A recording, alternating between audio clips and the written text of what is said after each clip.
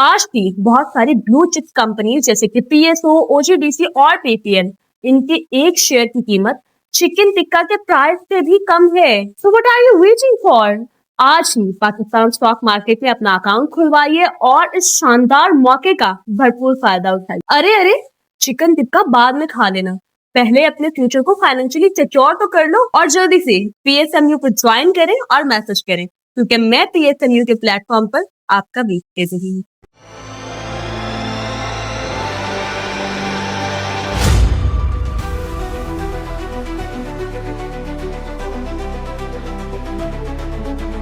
अस्सलाम वालेकुम, मैं हूं नादिया अनवर और आप देख रहे हैं पाकिस्तान शेयर मार्केट अपडेट्स। नाजरीन, हम बात करेंगे आज मार्केट को लेकर। और जैसे कि इस वक्त हम देख रहे हैं कि इस वक्त मार्केट जो है काफ़ी डाउन चल रही है, इंडेक्स काफ़ी नीचे आ चुका है। और जो है सबसे ज़्यादा जो लोगों को जो मैं देख रही होती हूँ, जो एक प्रॉब्लम फेस करनी पड़ रही होती है कि वो इस वक्त क्या करें, होल्ड करें, एग्जिट करें या फिर मजीद जो है वो न्यू बाइंग करें। उनको ये अपॉर्चुनिटी मिली है। ये एक कंफ्यूजन जो है इन्वेस्टर्स में मैं देख रही हूँ और आज हम इसके ऊपर भी डिस्कस करेंगे और जो है साथ ही साथ जो है आप लोगों के सवालात भी लेंगे। और सारी बातों ही करने के लिए हमारे साथ मौजूद हैं जी हाँ इमरान मेमन साहब, जो कि डायरेक्टर हैं सीआई इक्विटीज लिमिटेड के। जी हाँ, और जो है उनसे हम बात करेंगे, लेकिन उनको वेलकम करने से पहले मैं यहाँ पर ये ज़रूर कहूँगी कि आप लोग हमारे प्रोग्राम्स को ज़्यादा से ज़्यादा लाइक किया करें और साथ में जो है मेरे चैनल को भी सब्सक्राइब करें और साथ में बेल आइकन को भी हिट करें ताकि कोई भी इंफॉर्मेटिव सेशन आपसे मिस ना हो जाए। और इसके अलावा आप इसको शेयर करें सबके साथ ताकि जो है लोगों को इन्वेस्टमेंट की और साथ ही साथ जो है फाइनेंशियल मार्केट की अवेयरनेस हो। तो चलें जी, चलते हैं अपने गेस्ट की तरफ और उन्हें वेलकम करते हैं। अस्सलाम वालेकुम सर। जी वालेकुम सलाम। कैसे हैं सर आप? ठीक हैं? अल्हम्दुलिल्लाह, आप सब खैरियत से? अल्हम्दुलिल्लाह। Thank you so much sir for your time and welcome to the session. Sir, इस वक्त मैं आपसे ये तो ज़रूर जानूंगी, एक मार्केट का ओवरव्यू, एक टेक्निकली आप ज़रूर हमें जो है इंडेक्स के हवाले से बताएं।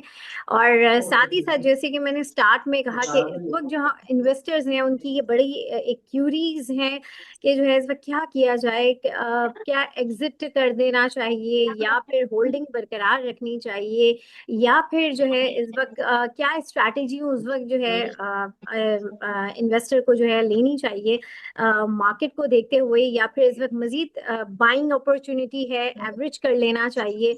तो मैं चाहूंगी कि थोड़ा सा इसके हवाले से आप हमारे नाजरीन को बताएं। देखिए, लास्ट प्रोग्राम जो वीकेंड पे हमने किया था उसमें भी जी एक बात की थी कि ये कुछ सरप्राइज नहीं है, ठीक है। राइट। और लास्ट वीक भी एक लेवल डिस्कस किया था कि इंडेक्स में 1,55,000 से लेके 1,51,000 तक की एक जगह है। और ये आए तो फिर आपने अपनी बाइंग स्ट्रेटजी बनानी होगी। और लास्ट सेशन में भी हमने फियर ऑफ मिसिंग आउट और पेशेंस, ये सब चीजें बहुत डिटेल में डिस्कस की थी। तो मैं समझता हूँ कि उस वक्त अगर देखा जाए तो हमारा इंडेक्स तो 1,65,000 1,63,000 के आसपास था। आज मेरे ख्याल से हमने 1,56,000 के आसपास क्लोजिंग देखी है। तो उस तरह से देखा जाए तो तकरीबन आप समझें कि कोई 6,500 पॉइंट्स और हैं। और ये हो तो एक कंजेशन निकलेगा और एक अच्छा हम देख सकेंगे कि दोबारा से बाइंग इंटरेस्ट जनरेट हो सकता है, specially in the index based stocks. Okay, सही। और जो है यहाँ पर हमारे साथ पार्टिसिपेंट्स हैं, हम उनके सवाल भी शामिल कर लेते हैं क्योंकि हमारे प्रोग्राम का टाइम बड़ा लिमिटेड होता है। जी रिदा, अपना सवाल कीजिए प्लीज। अस्सलाम वालेकुम सर। सर वालेकुम मुझे टीआरजी और टेलीकार्ड के बारे में पूछना था कि आप मुझे बता सकते हैं कि ये कब बढ़ना शुरू होगा, क्योंकि जो मेरी बाइंग थी वो काफ़ी हाई प्राइस पर थी। मैंने टीआरजी 81.18 पर लिया था और मुझे कोई 1 महीने से ज़्यादा हो गया उसे होल्ड किए हुए, लेकिन वो ना अपनी प्राइस पर आ रहा है और ना ही मतलब 77 से अभी तक अबव नहीं हुआ है वो उसके। फर्स्ट ऑफ ऑल टीआरजी की बात करूं तो मैं समझता हूं कि TRG between 72 and 69, ये इसकी बाय रेंज है। ठीक है, मैं अगर आप मुझसे पूछेंगे कि यहाँ पे मैं एवरेज करूं तो आपकी शायद 81 की बाय प्राइस है। अब 81 से अगर हम देखें तो you are already down by around कोई 10 रुपए। ठीक है ना जी। तो एक चीज जहन में रखिएगा कि आपका जो स्टॉप लॉस है ना, ये बड़ा इंपॉर्टेंट होना चाहिए, अदरवाइज तो आप जिंदगी भर एवरेज करते रहते हैं और उसका कोई इलाज नहीं होता। ठीक है जी। मैं प्रोग्राम का लिमिटेड शॉर्ट है, वरना मेरे पास बहुत सारी प्रैक्टिकल एग्जांपल्स हैं मार्केट से हटके कि हम स्टॉप लॉस का कॉन्सेप्ट होता क्या है।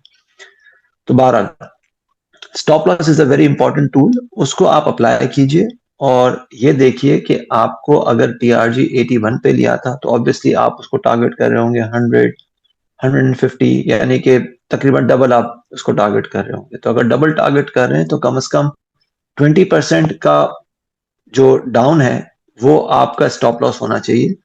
ठीक है, ये रियलिस्टिकली बात कर रहा हूं। और अगर स्टॉप लॉस आपका हिट हो गया तो फॉरगेट दैट थिंग, उसके बाद फिर ऐसा नहीं है कि TRG is not the end of the world.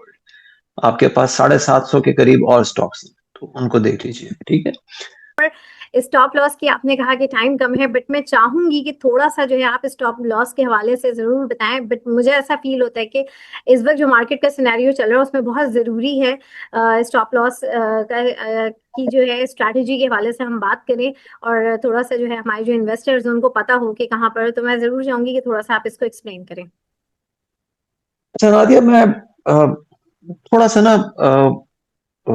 Educate करने की कोशिश करूंगा आपकी ऑडियंस को भी, अगर आप बुरा ना माने तो आपको भी, और जितने भी मार्केट में बेचारे ट्रेडर्स हैं ना उन सबको। क्योंकि देखें, होता ये कि किसी भी स्टेज पे आप किसी से पूछेंगे ना तो वो कहीं ना कहीं कहेगा कि मैं मार्केट में फंसा हुआ।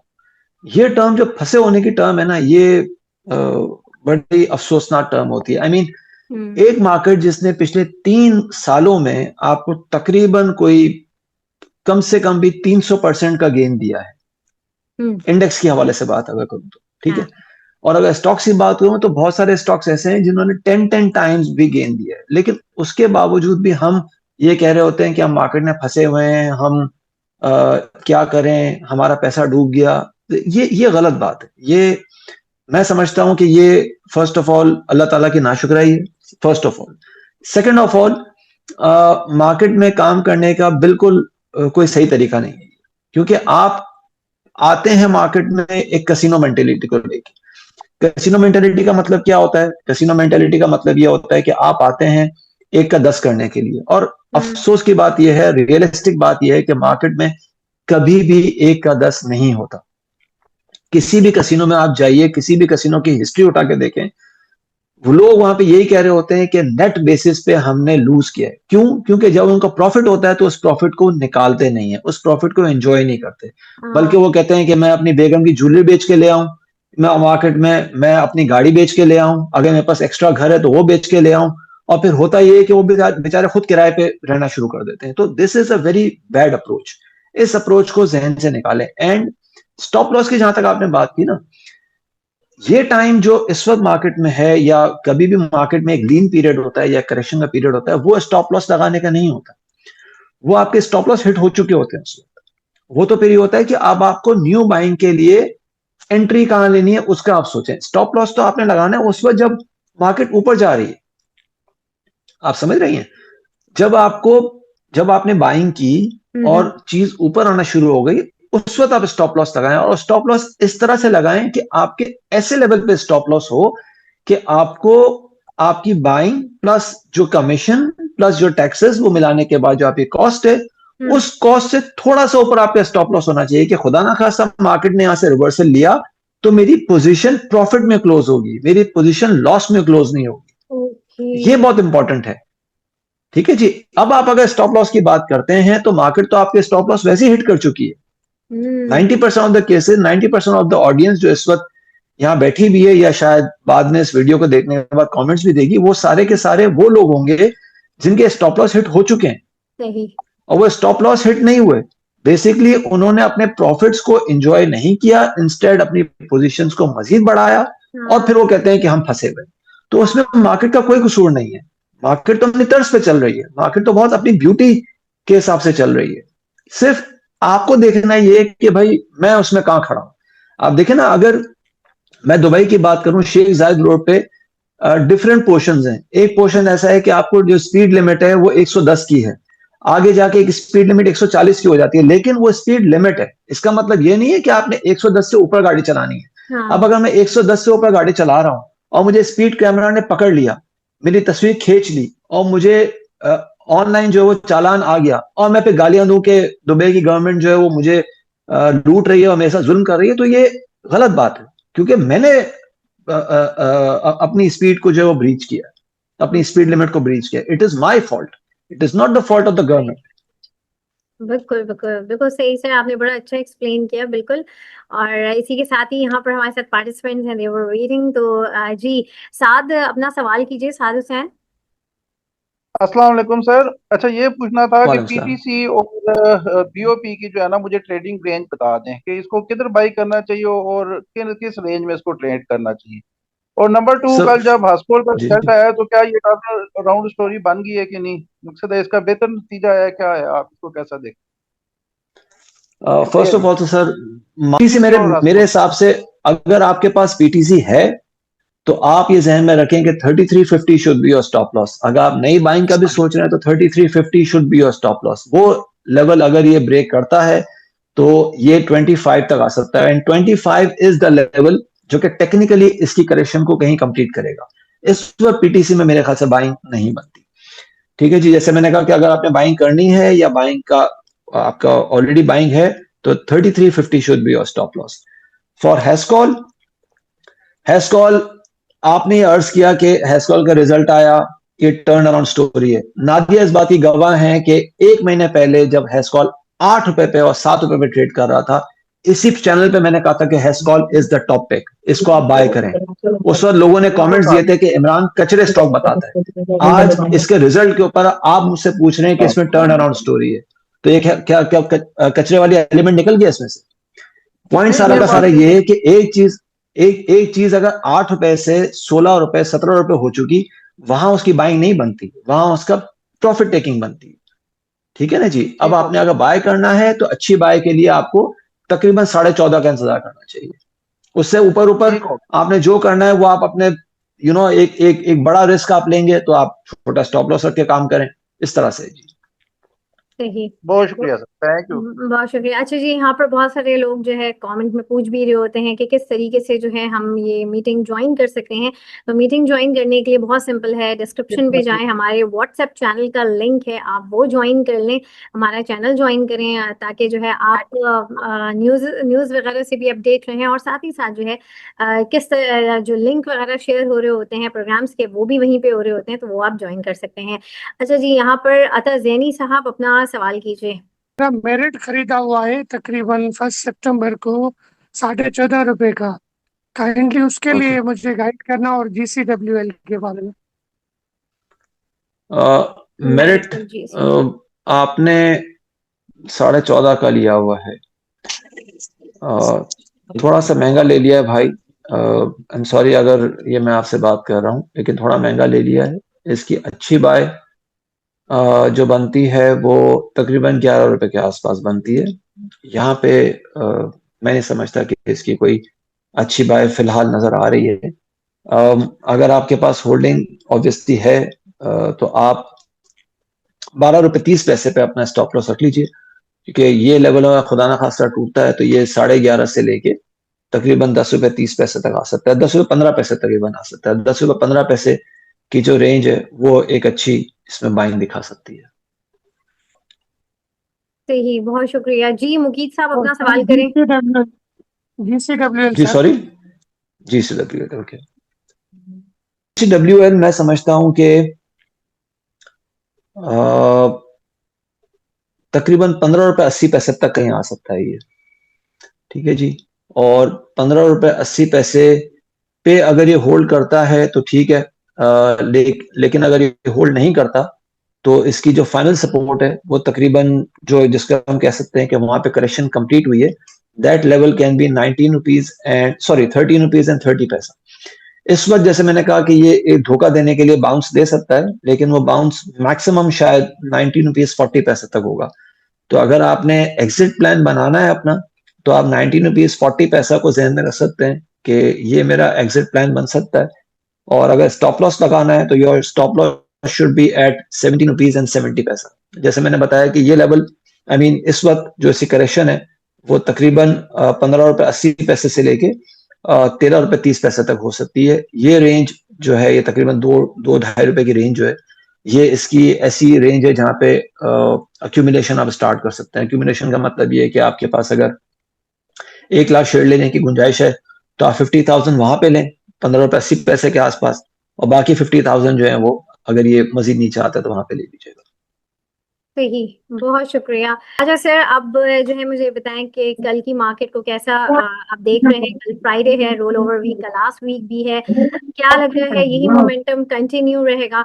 और इसके अलावा जो है इस सिनेरियो में इस वक्त मुझे ये बताएं कि किन स्टेप को आप जो है प्रेफर करेंगे इन्वेस्टमेंट के लिए? हाँ देखिए, जैसे मैंने लास्ट प्रोग्राम में बात की थी और उससे पहले भी ये बात करता रहा हूँ, तकरीबन 3 हफ्ते से मैं जी लगातार एक ही बात कर रहा हूँ कि मार्केट का करेक्शन आना है, और करेक्शन आए तो आपको पेशेंस के साथ बाइंग करनी है। सही फियर ऑफ मिसिंग आउट का शिकार आपने नहीं होना। फियर ऑफ मिसिंग आउट क्या होता है? फियर ऑफ मिसिंग आउट ये होता है कि परसों एनआरएल का रिजल्ट था, ठीक है, इसने 375 का एक हाई पोस्ट किया, और जो आप लोगों ने एक स्पेशल ग्रुप बना के रखा हुआ है हमारा सीआई इक्विटीज का, उस ग्रुप पे मैंने ये मैसेज किया था कि 371 से लेके 375 के आसपास इसकी प्रॉफिट टेकिंग हम देख सकते हैं। और ये रिजल्ट आने से तकरीबन को 1 दिन पहले मैंने मैसेज किया था। सही रिजल्ट आया एग्जैक्टली 375 या 378 का इसने हाई पोस्ट किया। आज ये 340 के आसपास ट्रेड हो रहा है, ठीक है। तो ये फियर ऑफ मिसिंग आउट क्या हुआ?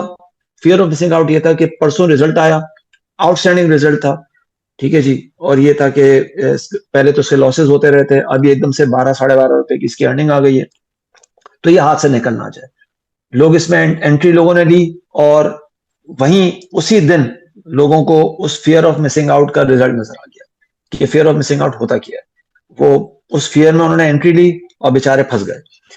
मैं समझता हूं कि मेरे ख्याल से लास्ट प्रोग्राम में भी हमने डिस्कस किया था कि अगर एनआरएल 320 के आसपास आता है it can be a good buy, ठीक है। वहां पे आप 320-310 की रेंज में आप बाय करें, इंशाल्लाह ताला आपको 550 का लेवल इसमें नजर आएगा, ठीक है जी।